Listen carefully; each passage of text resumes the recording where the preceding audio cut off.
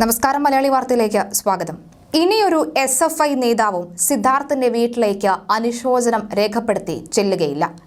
നട്ടലുണ്ടെങ്കിൽ അതൊരിക്കലും ചെയ്യാനും പാടില്ല.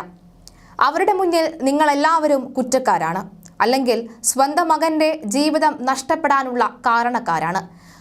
ഒരുപക്ഷെ ഒരച്ഛനും അമ്മയും നിങ്ങളെയൊക്കെ തന്നെ കൺമുന്നിൽ കാണുന്നത് ഇഷ്ടപ്പെടണമെന്നില്ല. ഒരുപക്ഷെ അവർ അവരുടെ നിയന്ത്രണം വിട്ട പലതും ചെയ്തു പോകും. കഴിഞ്ഞ ദിവസം സിദ്ധാർത്ഥിന്റെ വീട്ടിലെത്തിയ SFI സംസ്ഥാന പ്രസിഡന്റ് അനുശ്രീക്ക് അച്ഛന് മുമ്പിൽ ഉത്തരം മുട്ടിയിരുന്നു.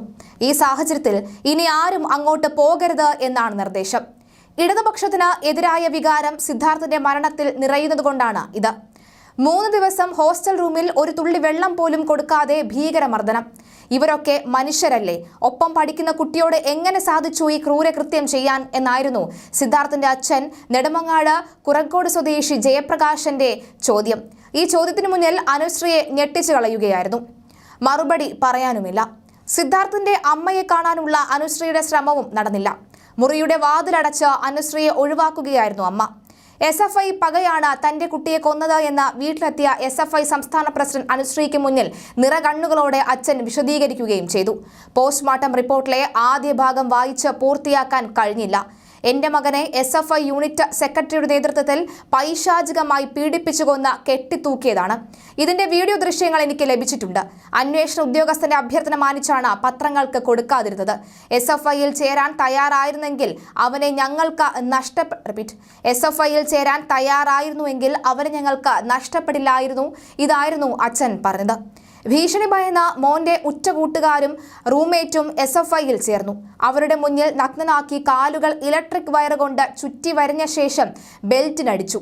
ക്യാമ്പസിൽ ലഹരി ഉപയോഗിക്കുന്നതും അനാശാസ്യ പ്രവർത്തനങ്ങൾക്കും നേതൃത്വം കൊടുക്കുന്ന സീനിയർ വിദ്യാർത്ഥി സിജോയാണ് പ്രധാന പ്രതി. ഇയാൾ SFI യൂണിറ്റ് ഭാരവാഹി കൂടിയാണ്. പഠനത്തിലും ഫോട്ടോഗ്രാഫിയിലും പേരെടുത്ത മകനോട് സിജോയ്ക്ക് കടുത്ത പകയുണ്ടായിരുന്നുവെന്നും അച്ഛൻ പറയുന്നു. വാലന്റൈൻസ് ദിനത്തിൽ സീനിയർ പെൺകുട്ടികൾ മകനൊപ്പം നൃത്തം വെച്ച് സിജോയ്ക്കും കൂട്ടർക്കും സഹിച്ചില്ല. മരണത്തെ തുടർന്ന് സിജോ ഉൾപ്പെടെ 12 പേരെ കോളേജിൽ നിന്ന് സസ്പെൻഡ് ചെയ്തിരുന്നു. എന്നാൽ ഇവരിൽ ഒരാൾ പോലും പ്രതിപട്ടികയിൽ ഇല്ല. ഇതിന് പിന്നിൽ ഉന്നത ഇടപെടലുണ്ടെന്നാണ് വിശദീകരണം. കേസ് സത്യസന്ധമായി അന്വേഷിച്ച് മുഴുവൻ കുറ്റവാളികളെയും നിയമത്തിന്റെ മുന്നിൽ കൊണ്ടുവരണം. ജയപ്രകാശിന്റെ വാക്കുകൾക്ക് മുന്നിൽ SFI നേതാവിന് അടിതെറ്റി. സമാശ്വസിപ്പിക്കാനെത്തിയ SFI സംസ്ഥാന പ്രസിഡന്റിനോട് സിദ്ധാർത്ഥിന്റെ അമ്മ ഷീബ ഒരക്ഷരം പോലും ഉരിയാടില്ല.